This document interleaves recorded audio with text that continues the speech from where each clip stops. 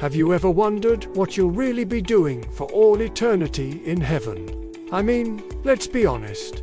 Most of us grew up with this cartoon version in our heads, floating around on fluffy clouds, strumming harps, maybe singing a hymn or two forever.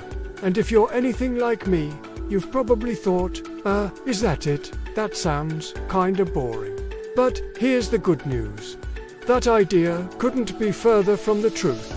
The Bible actually paints a radically different picture of heaven, a life so full of purpose, joy, beauty, and adventure that even the best day you've ever had on earth won't come close to comparing. Eternity won't be empty. It won't be dull. It won't be retirement. It will be the ultimate adventure. And today, I'm going to show you 7 amazing things you'll actually do in heaven. And I promise, when you hear number 4, you'll be blown away. In fact, it's so powerful that it will completely change how you see your future with God. Number 1. Exploring God's perfect creation and living in harmony with animals. Let's start with one of the most breathtaking promises of Scripture. That in heaven, we will experience God's creation in a way we never could here on earth. Imagine stepping into a world where every fear is gone, every threat is erased, and creation itself is fully restored to God's original design.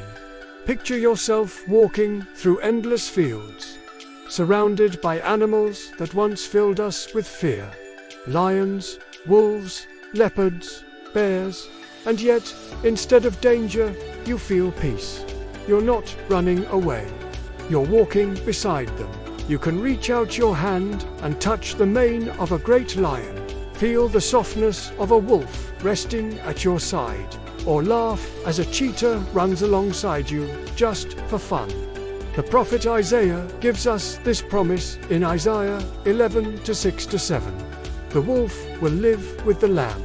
The leopard will lie down with the goat, the calf, and the lion, and the yearling together, and a little child will lead them. Do you see that? Heaven will be a place where not only people live in peace, but the entire animal kingdom will be restored. No more predator and prey. No more fear. Just perfect harmony. Isaiah 65:25 adds, "They will neither harm nor destroy on all my holy mountain." Imagine what that means. The world won't just be peaceful for people. It will be peaceful for everything that God made. The animals you were once afraid of will become your companions and friends. Can you see it? Running barefoot through fields next to a zebra, swimming with dolphins in crystal clear waters, watching birds soar through skies more brilliant than you've ever seen. All without fear, all in joy, and it doesn't stop there. Psalm 19:1 says, "The heavens declare the glory of God. The skies proclaim the work of his hands." Right now, creation already points us to God. But in heaven, we'll finally be free to enjoy the fullness of his handiwork without the corruption of sin and decay. Every sunrise, every star-filled sky, every new creature you meet will reveal another piece of God's endless creativity. And here's the best part. You'll never run out of new things to discover. You'll have eternity to explore. Imagine the excitement of stepping into forests you've never seen, climbing mountains that stretch higher than anything on earth, swimming through oceans so pure they sparkle like glass. Every moment filled with awe. So when you think of heaven, don't picture yourself floating on a cloud with nothing to do. Picture yourself in a vibrant, living, beautiful creation. Running, laughing, exploring, and living side by side with animals in perfect harmony. Number 2.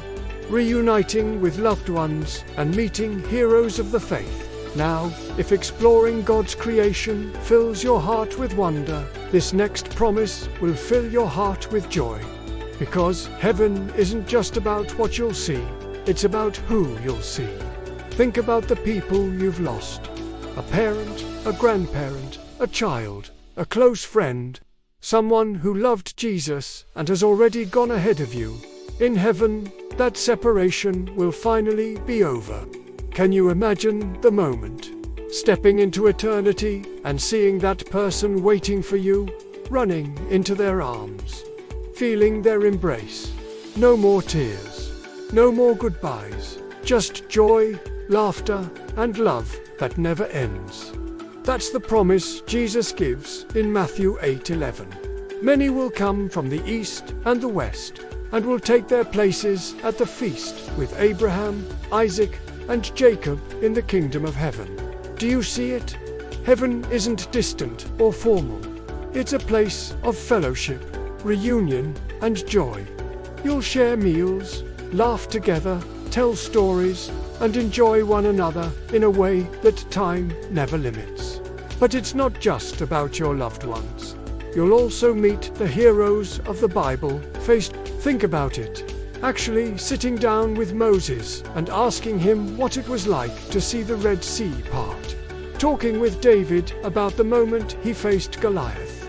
Asking Peter what it felt like to step out of the boat and walk on water toward Jesus.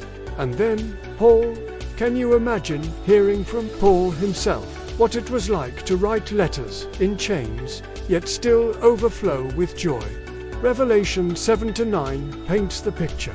After this I looked, and there before me was a great multitude that no one could count, from every nation, tribe, people, and language, standing before the throne and before the Lamb.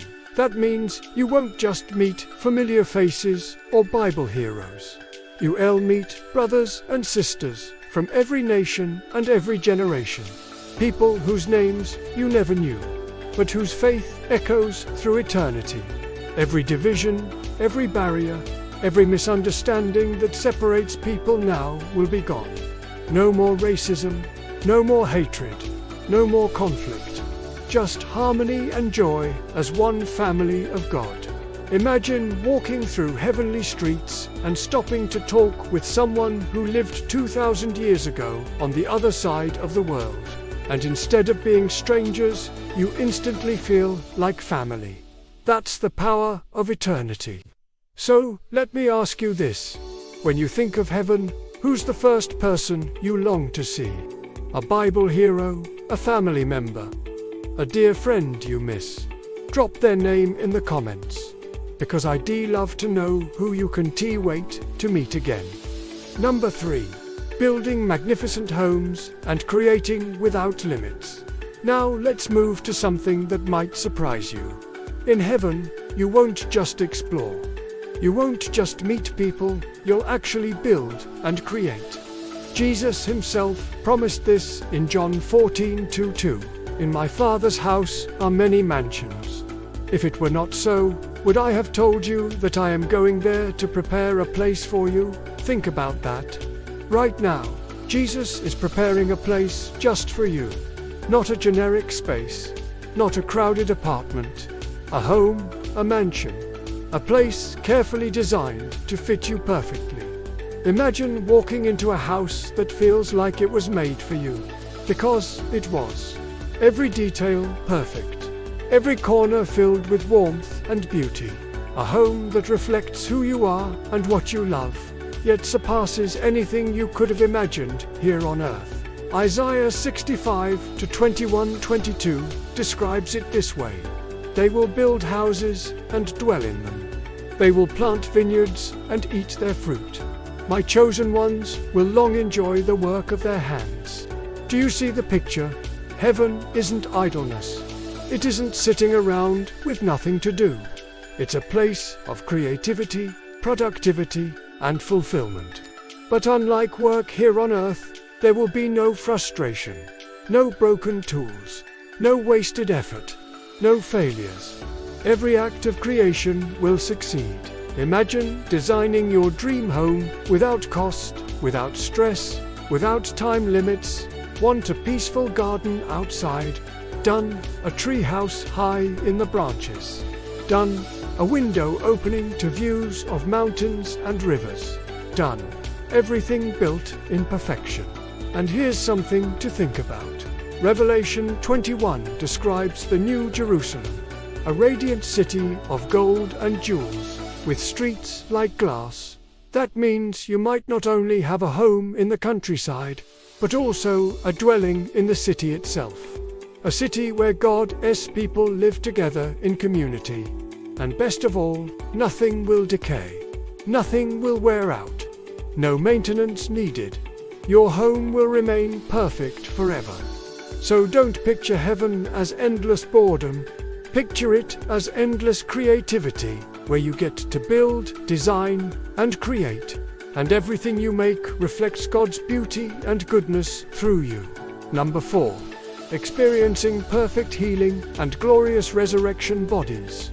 And now we come to the 4th promise, the one that I told you would shock you.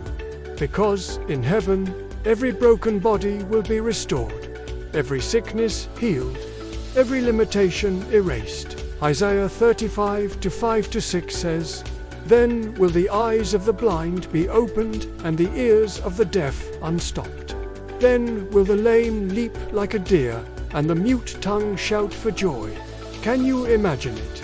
The blind seeing for the first time, the deaf hearing the sound of laughter and music, those who were paralyzed standing up and running into the arms of loved ones, those who could never speak suddenly singing in joy. And it won't just be physical healing, it will be complete restoration. Paul describes it in 1 Corinthians 15:42-44.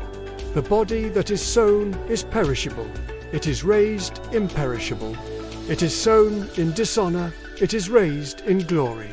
It is sown in weakness, it is raised in power. That means your resurrection body won't just be a better version of what you have now. It will be glorious, powerful, and perfect. No aging, no weakness, no sickness, no decay. Isaiah 42:31 reminds us, "They who wait on the Lord shall renew their strength.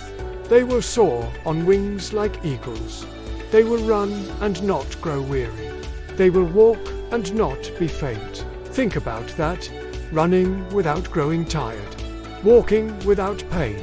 Living without fear of injury or sickness ever again.